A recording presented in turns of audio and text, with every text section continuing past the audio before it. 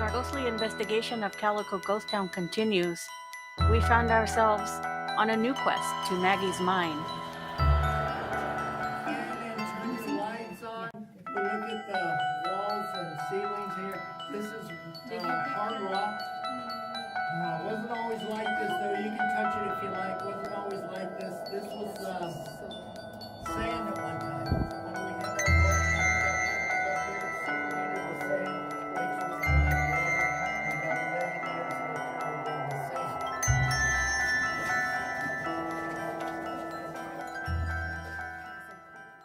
Right here, I've got an ore chute. We have a level above our head and a level below our feet. Now, in order to get the ore from the top level down here, a man will push his empty car here. There was probably like a cowbell of some sort here, because it's not too deep. And he would ring that cowbell and alert the guy upstairs that he's ready to receive the ore. He'll take his full ore car, pour it down the chute, fill up this one. They'll hook a donkey or mule to it and pull it out.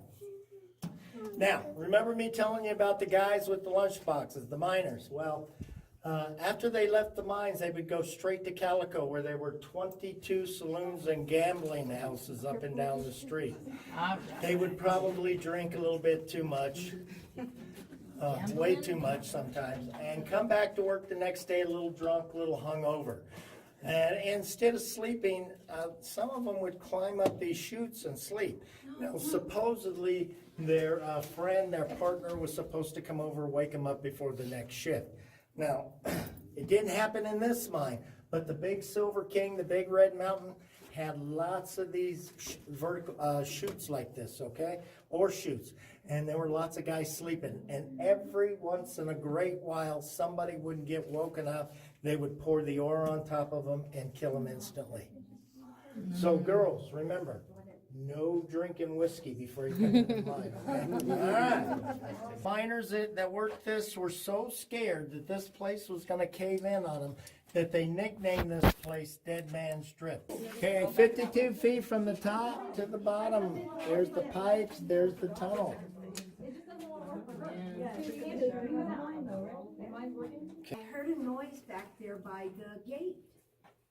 And I looked back there thinking maybe somebody fell or something happened. So I looked, I said, is everybody okay? Is somebody back there? And nobody said anything. So I walked a little closer and I peeked real slowly, and the whole bottom of that gate, about 2 feet high, was completely black. And I looked at that, I shook my eyes and, in my head, and I said, is there somebody back there? And the whole front, like this was the black, the front of it moved like it was looking at me. And then it went back. Oh no, I went, something's back there. And I got goosebumps and oh my gosh, I got scared. Because I figured it was some kind of an animal. And I started talking real nice to it. I said, it's okay. You just sit right there. Miss Patty couldn't be right back. I'm going to go get LT. And I ran and got LT and came back. And of course, it had vanished. 2 weeks later, we had a group standing right here. And I was telling them this story, and this lady says, excuse me, shh, everybody listen. And then come.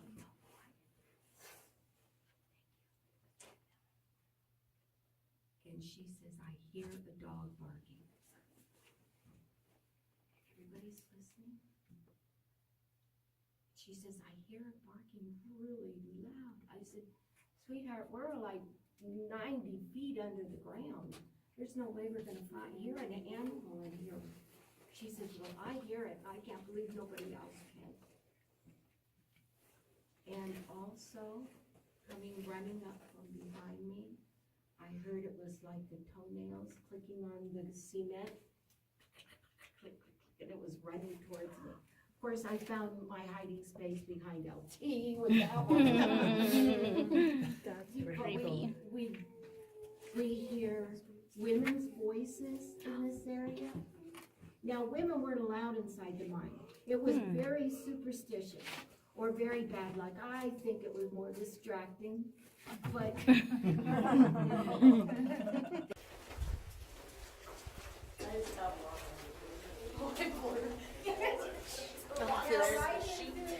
wanna get your cameras out? I don't need to be in front of that. Right in front of this door, and in this area, there's an orb that hangs out.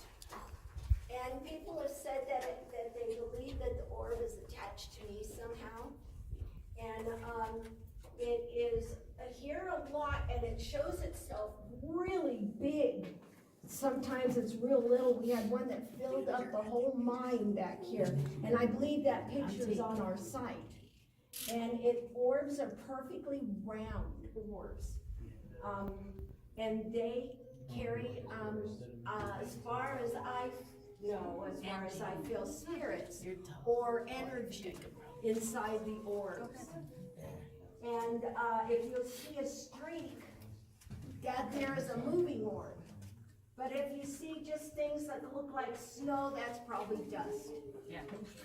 Right over there by the prospect hole, there was this young She got an man, orb. 12, 13 years old, and he started screaming, and he says, something's biting my arm, pinching my arm. So we held the flashlight on his arm, and sure enough, there was a little red welt, and it was getting bigger and bigger and bigger.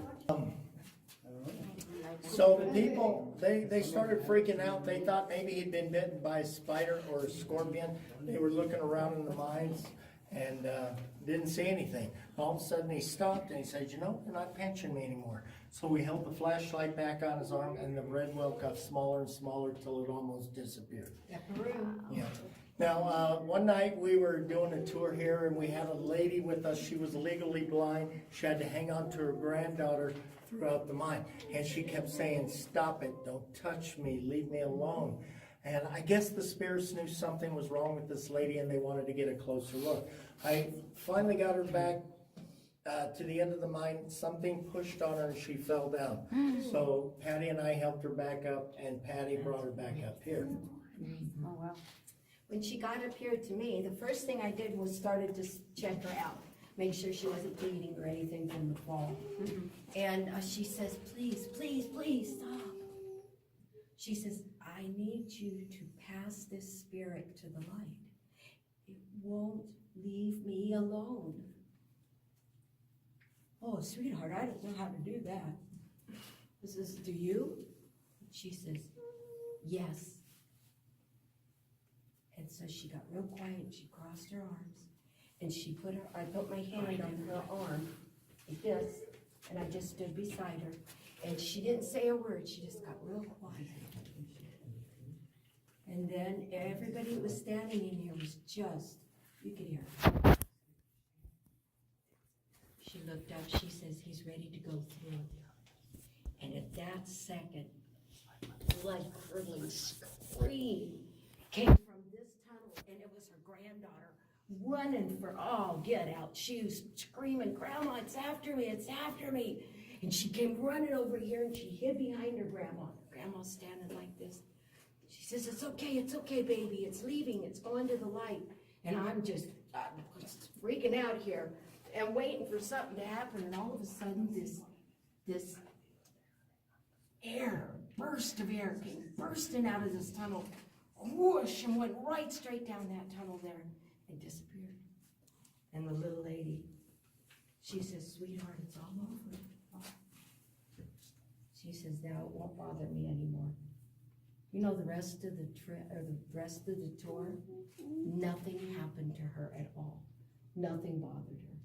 First thing I said when it was all over with is I looked at her and I said, is it gone? Are you sure? She says, yes. I went, yes! That was so cool! That was the first time I'd seen anything like that. And I said, oh, I want to remember every detail. Okay, check this out. Shine your light right here. Check this out. Oh, no, that was awesome.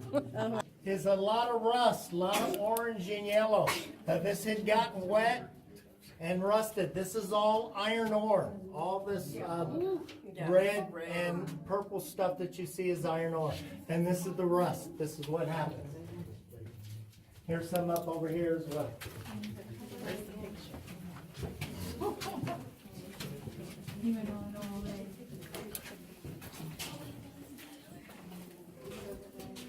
Here, girls, stand right up in front here so we can see. Come here, young lady, stand right up here.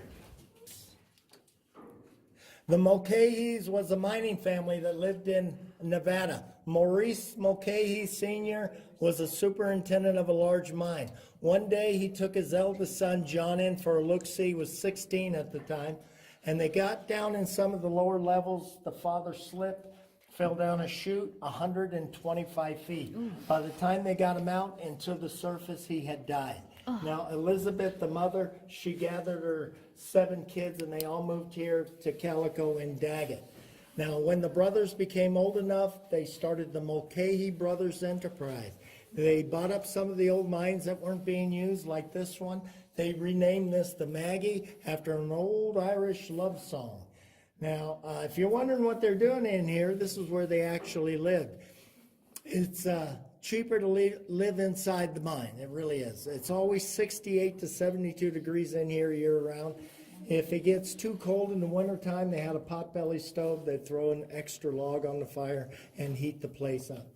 And the lady, she took a picture and she looked at it and she goes, oh my goodness. She ran over to LT and she showed him. On the picture, it was covered with little round circles. I looked at it for a moment. There must have been 100 of them all around this lady right here. And I asked her, I said, do you know why they're there? She says, yes. And I says, can you tell me? She says, I can't. Okay. They wouldn't give me a copy of the picture either. So there was a little mystery there. But I saw the picture and it was gorgeous.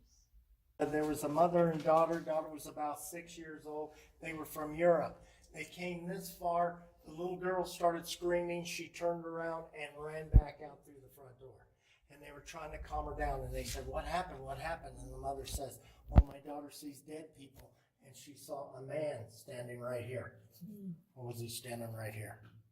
I don't remember. Well, anyway, about 3 months later, another mother and daughter came through here from California. They saw the same guy standing here. They turned around and walked out through the front door as well. Now, on the way out, we are going to take 1,000,000 pictures. And if we sometimes get something, some sort of object or shape right here. So hopefully we'll get that tonight. Okay, so right up there, look at through the bars there. That's Big John in there. Take a picture of Big John through the bars, guys. Sometimes you get a red orb right on a shirt for no reason. You can't smell natural gas. Today we put the rotten egg odor in the gas, so if you have a leak.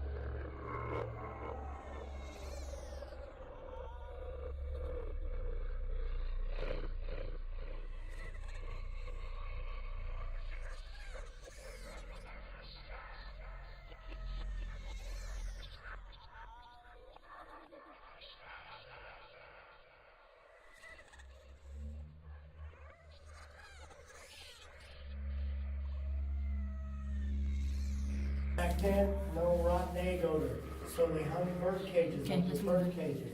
If a little bird fell off the perch, it was time to get out of the line and buy a new bird.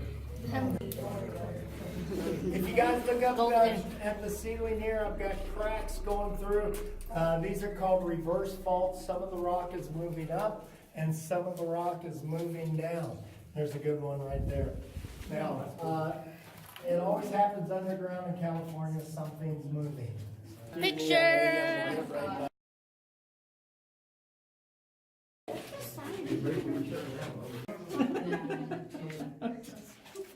Put another. They designated you the Can camera I lady. volunteer you to be the camera?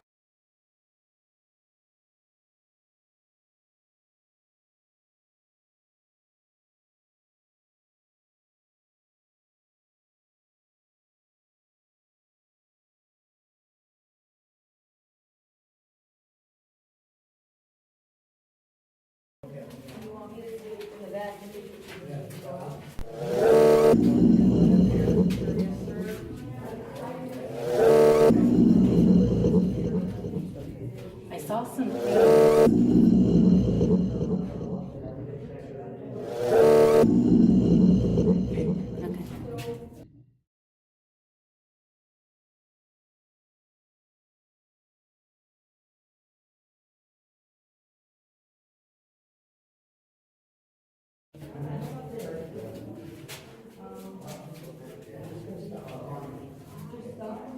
Okay, come on. Just.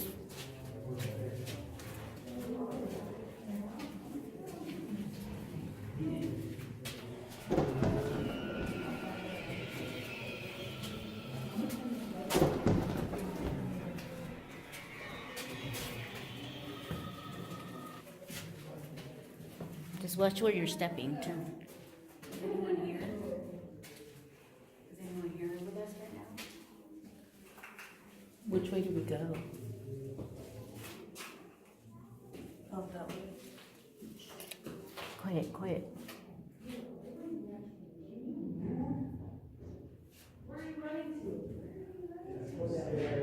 I'm feeling that weird feeling here. Cold. Right here. Like it's pushing me down. Oh, really? Feeling the pressure? Yeah, the pressure on my, like my head. Like pushing me down, kind of. Yeah, let me get up with Cass. Okay. Someone turn one light off. And now it's warmer. Turn on the lights off. Turn them on. Okay, now take picture. Okay, now take. Okay, now.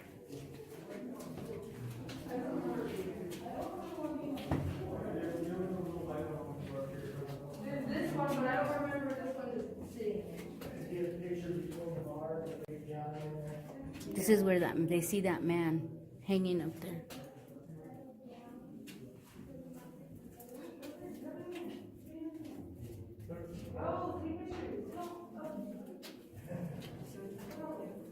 Right here. Is John here? Did you guys live here?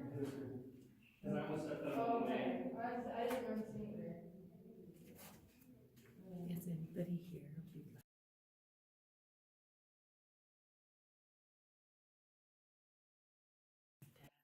Your name. Can you please leave it on Cass's recorder? Just talk into her phone. You can touch one of us so we know you're here. If you want to give us the cusp of cold,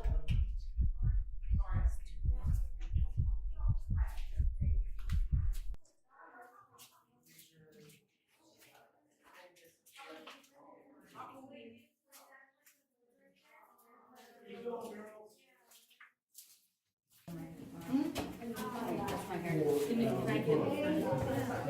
Oh no,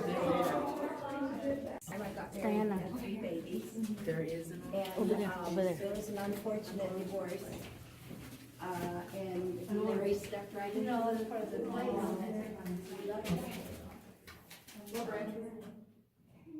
LT was in the,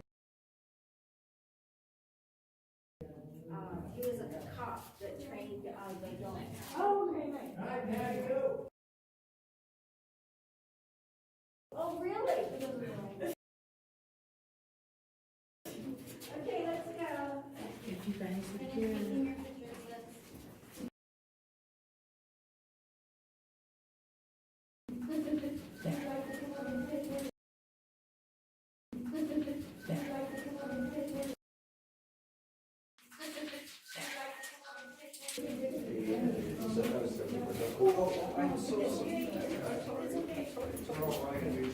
That's my elbow. I'm so sorry. Hi. It's the Parababes. Let's do this. TSW Investigations. We're here in Barstow. We're having fun at Calico and decided before we went to bed, we do two separate things, the divining rods and the pendulum. And being that this is Barstow and Harvey's house is just down the street, and we're told by a lady that worked at Calico that that's haunted, we'd love to investigate there. Mm-hmm. And if you have a chance at Calico, try and do the personal investigation, because the group tour of the mine in the Too loud. schoolhouse, way too many people, too much noise, and we only were able to get away for a minuscule amount of time. So let's get to Calico, people. Come here. Let's see what you can find. Yeah. And we saw caves you can go into. We just didn't take the time because we saw everything else there that we could, including the schoolhouse that was closed because they do night tours. Yeah. We were told that the mine has self-guided tours. Now, I don't know if that's the investigation tours you could do, or during the day they have self-guided tours. I think during the day. During the day. I think During Miss the day, Patty yeah. said that. Yeah. Yeah.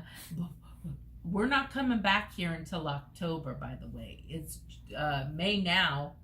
And Yeah, it was just too hot in the summertime. So we're going to go ahead and try and come back in October. Also, there's camping.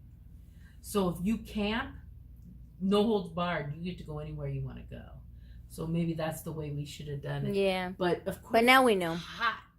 Very hot. And no one has air conditioning in a tent or the power to do so. So we're here in Barstow enjoying our hotel.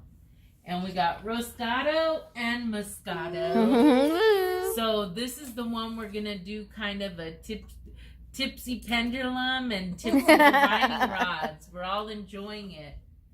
So hopefully everybody else does. We'll go ahead and post this and get some things. If we look a little bit more Chill. casual than we are on a normal basis as you see us, it's because, oh boy, we've been here since we got up 7 a.m. this morning, 6:30 this morning, and we were gone. So we have Angie here. So it's the quad of us. We're in the quad. Together Yeah. again. Was that you that answered us? If you could please move the left rod towards me.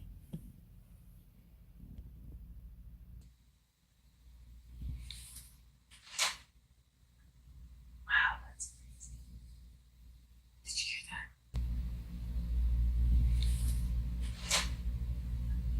Wow, that's crazy. Did you hear that? Hi, good morning. It's the Parababes, the day after our big investigation of Calico and our roadway in experience and investigation. So here we go. We had a noise. We wanted to try and debunk it. I think we found out what it is and how it's going to work out. So right now, if you know, our bathroom is over there to our left, where I'm standing left. It's to Cass's right and Carmelita's left.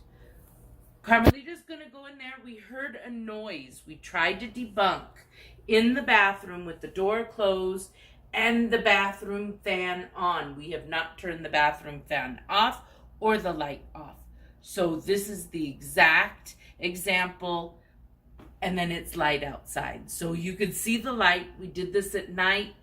I would say anywhere between 10 to about 11:30 is when we did our investigations. This was doing the Communication with Angie's dad. yes, and we were doing The the rods. divining rods. So we're gonna go ahead and have Cass go in. Carmen, go into the bathroom and see if we get that same noise. We've Okay. already done it. It does make the same sound, but we'll let you be the judge. Okay. Okay? All right, Carmen, let's go. Okay, everybody quiet.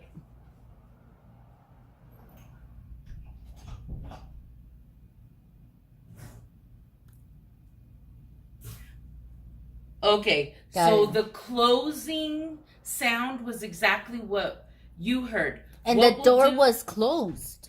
Yes, we'll go ahead and play over those sounds. Mm-hmm. First, we'll note it as the sound from the night of, and then we're going to notate the morning time. Right. You be the judge, because we're for sure that's the sound we heard. Yeah, that's the sound. Can you go in there and make the same movement with the curtain, but with the door open? Okay. Please.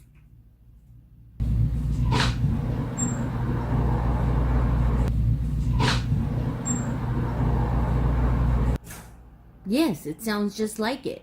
And Car. mind you, we had the door closed, no fan. We couldn't have the fan interrupt our investigation, so we kept it closed for a reason. Okay, we're gonna do a quick EVP session here in the 1947 old green, beautiful cart. Hi.